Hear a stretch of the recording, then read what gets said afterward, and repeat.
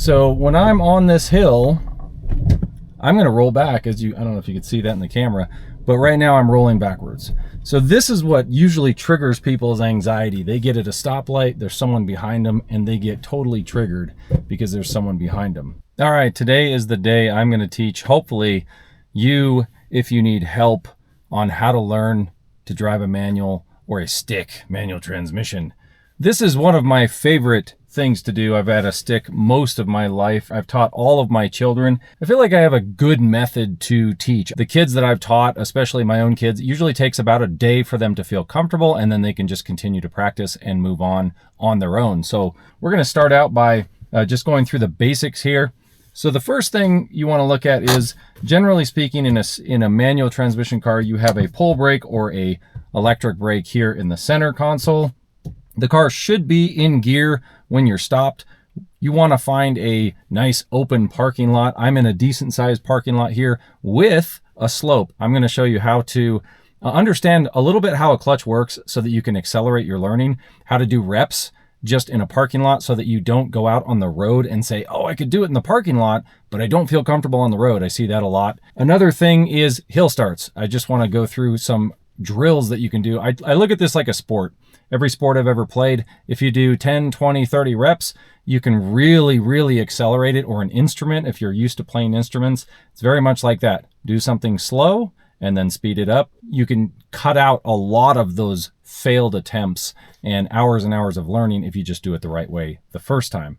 So let's start out. We're going to start this car. Any stick shift car, you want to usually be in neutral, or you have to have the clutch depressed. The clutch is the pedal on the left, brake is the pedal in the middle, and your gas is on the right. Take the parking brake off.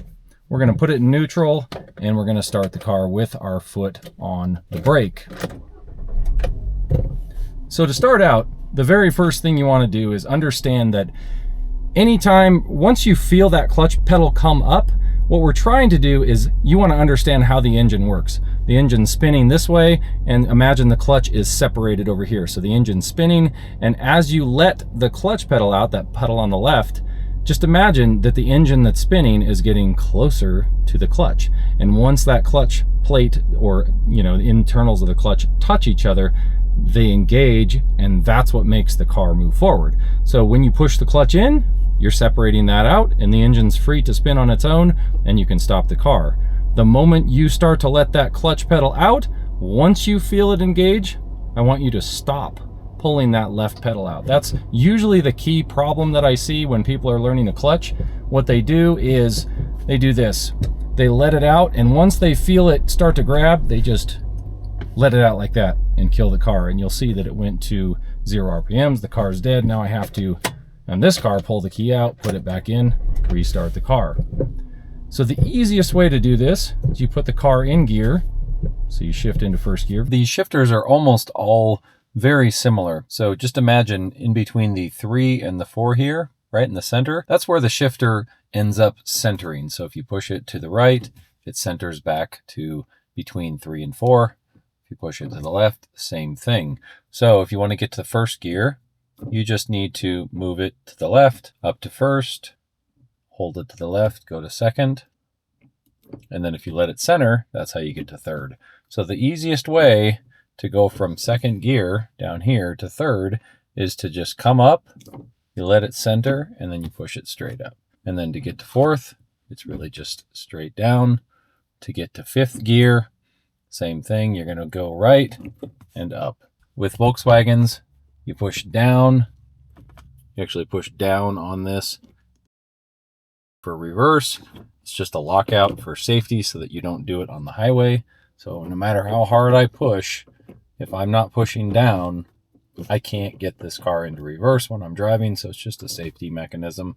Other Japanese cars are just over to the right and down. So we'll go in first gear. We'll try that again. I'm going to hold my foot on the brake. This is another trick that I see a lot of people doing. They let their foot off the brake and then they start rolling and they freak out because they don't know where that clutch engages. So the first thing you want to do, that's kind of like learning an instrument or a sport, is I want you to let this clutch pedal out with the brake on, and what we're going to do is just watch the RPMs. Once you see those RPMs start to go down, see how they went down just a little bit, that means the clutch is starting to engage. So I'm going to do that 10 times with my foot on the brake. I'm just going to engage the clutch, push it in, engage the clutch, push it in. And I'm going to do that 10, 15, 20 times. Now I start to have a mental map in my head of where that clutch engages in this car. Now keep in mind, every car is different. Some of them are really close to the floor, some of them are higher up. Really depends on the car you're driving. So I'm going to engage that clutch. I'm going to let my foot off the brake, give it a tiny bit of gas, and just roll forward. Now when you're in a parking lot, you can just push the clutch back in, push your foot on the brake, and every time you come to a stop, left foot on the clutch, right foot on the brake, every single time. And you just want to get used to that. And you can, if you want like an additional exercise, always put it in neutral, put it back in first, find where it starts to grab and push it back in. Find where it starts to grab, push it back in. See how the car starts rolling? And just get that feel for it. Okay, it's almost killing the car, but it's not. Lowers the RPMs. I'm not hitting the gas at all. All I'm doing is trying to create a mental map with my left foot on where that clutch starts to engage. Now, the second stage of this is you want to add a tiny bit of gas. Now, in order to keep your clutch in good health, you don't want to rev this up. You see a lot of people doing this, and then they'll let the clutch out. And what they do is they end up burning up their clutch prematurely, because every start they do looks like this. They rev it up and they burn that clutch, and it just shaves little by little, just shaves pieces of that clutch plate off until they have no more clutch plate, and then they need to get a new clutch. That's the biggest thing. This is 90% of learning how to drive a manual transmission. Once you feel comfortable with that, start to integrate adding a little bit of gas. All you're going to do is keep this, you can keep it around 1,000, 1,200 RPMs, even 1,500, and just let that out. And what you're trying to do is you don't want it to drop really below like 800 RPMs. So if you can just watch it, keep it around 1,000, that's your target. 1,000 to 1,500 is usually, in most vehicles, a good target to let the clutch out. And all you're doing is first gear here. We're not doing any other gears. You're going to do that maybe 10, 20, 30 times until you feel really comfortable with just first gear. We're not shifting. We're just starting and stopping in first gear. And this will not hurt your clutch if you're doing it properly. It just won't. You really won't have any problems burning up your clutch. Now, the second thing you want to do, you really want to focus on pushing that clutch in and pushing the brake in at the same time. So you're always, every time you start, you're just stopping by pushing the clutch back in, and that's your fail safe. If you start to feel the car buck a little bit, but if you let it out too fast and you push it back in, it will recover usually. So that's goal number one. Now, generally speaking, in most cars, when you're just leisure driving, I usually let the clutch out, let it start to engage, and then I give it gas. And I almost always drive like that, just to make it, you want to mimic what an automatic feels like in leisure driving. And that's easier on your clutch. Just gives you more longevity. I see a lot of people doing this incorrectly. They're revving their car up and then they're letting it sit here and burning that clutch, and you don't want to do that either. So it's a balance between, you don't want to let it out too fast, but you also don't want to let it out too slow. Once you feel that the car starts to move, you can let it out the rest of the way. It's just a balance, and you'll get used to it. You'll get familiar with it. Now, the next thing you want to do is integrate a turn. Just simple turns, integrate a turn, and then stop while you're turning and holding the wheel. It's just integrating more senses. And then you want to shift to second gear. Now, shifting to second gear is dead simple. You let off the gas, you push the clutch in, shift to second gear, you let it out, and then you can get back on the gas. It's really, first gear is the most daunting thing for everybody.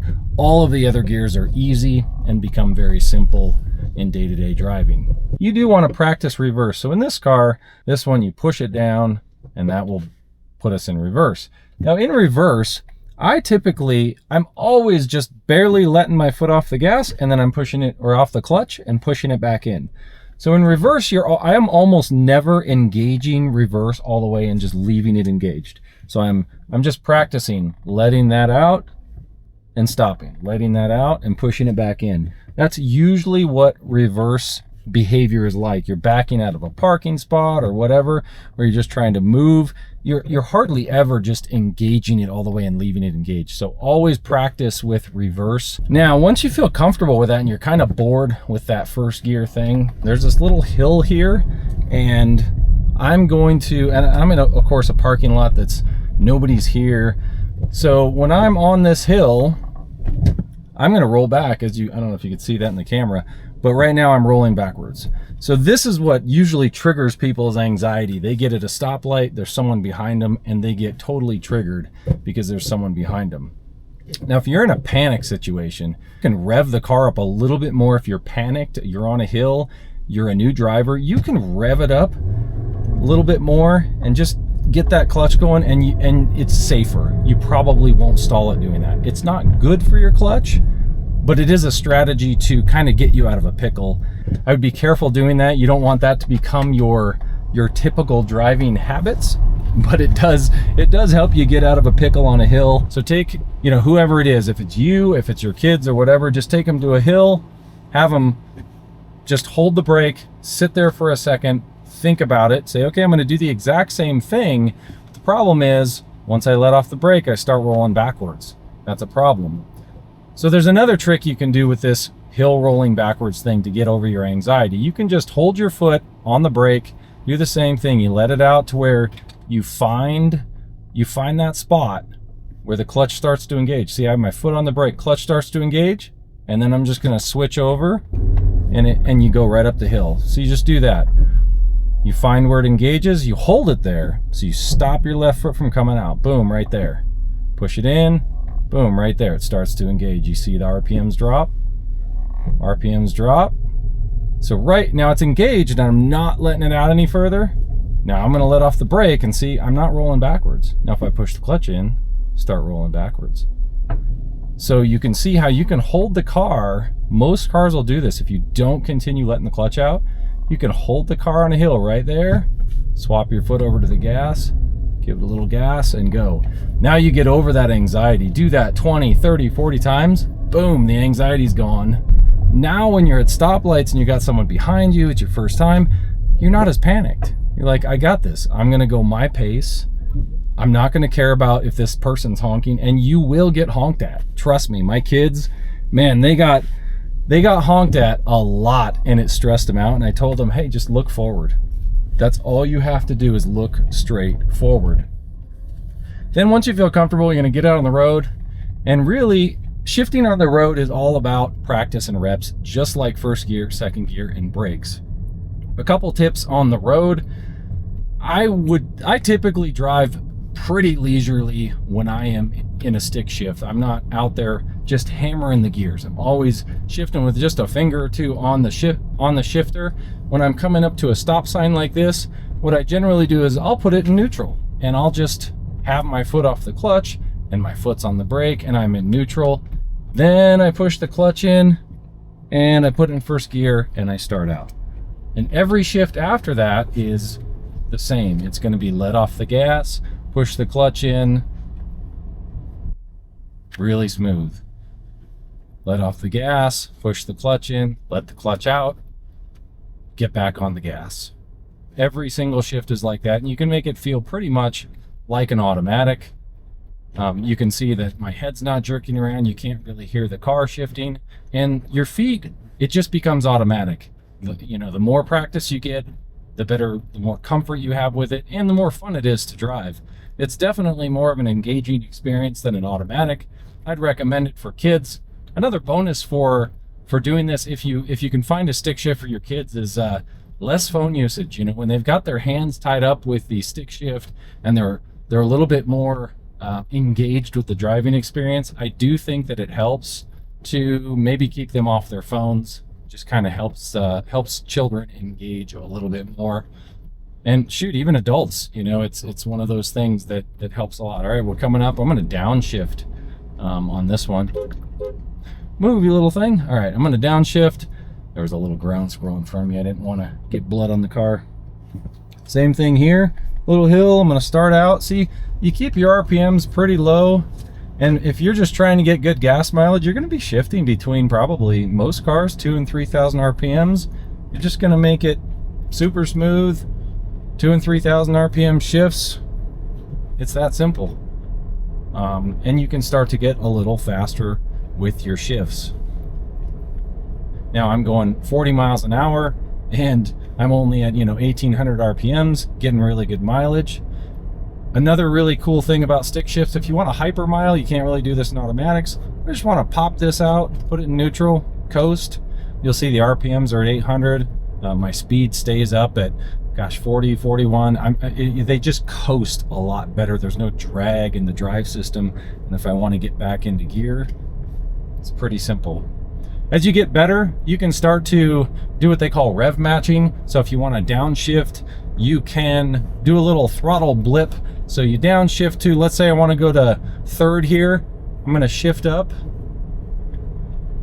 and you want that rev right before you engage it with the clutch. So it allows it to, so it doesn't do this where you hit your head forward when you let off the gas. If you're not pushing the gas and you shift into a lower gear, it will tend to downshift and want to slow you down, which is fine. Sometimes you want to do that, but most of the time, if you're doing like a rev match style shift where you want to downshift but keep your speed up, you do need to use the throttle and try to imagine where that RPM is going to be. And every car is going to be different. Some of them just take a little getting used to. The biggest mistake I see people doing in a clutch is once they feel that clutch engage, they start to let it out, they feel it engage, some sort of a panic sets in. I don't know what it is with just human nature. When you feel the car to start to engage, it's like you panic and you think you have to hit the gas and let it out as fast as possible. And that usually creates like a bucky, herky-jerky feeling. And that's not what you want. You really just want to let it out till you feel that clutch start to engage. Then you slow that left foot down. So you let it out, you feel it engage, you slow it down until you feel like it's fully engaged, and then you let it out the rest of the way, and it's usually very smooth. It's so much more fun. Automatics are great for, taking my family on trips and that sort of thing, but gosh, are they boring sometimes. We're gonna come up to this stoplight. Now, if I wanted to downshift here, you can downshift cars, especially if you're going down passes. You can use the gears to help slow you down.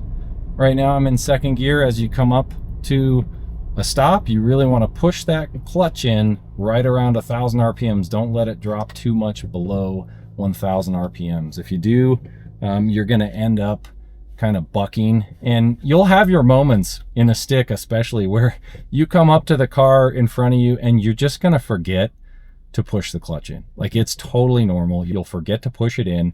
You're going to stall the car. It's fine. You just push the clutch in, push the brake, pull your key out if it doesn't start, put your key back in, and you're ready to go. I was trying to go slow there. I was hoping this person would start honking at me, just to give you guys a representation that, hey, if someone honks at you, like, what's the worst that can happen? You're gonna get a little upset, but who cares? Put a student driver sticker on your car. That usually backs them off a lot. I hope this helps you guys out. Thanks for watching. Till next time.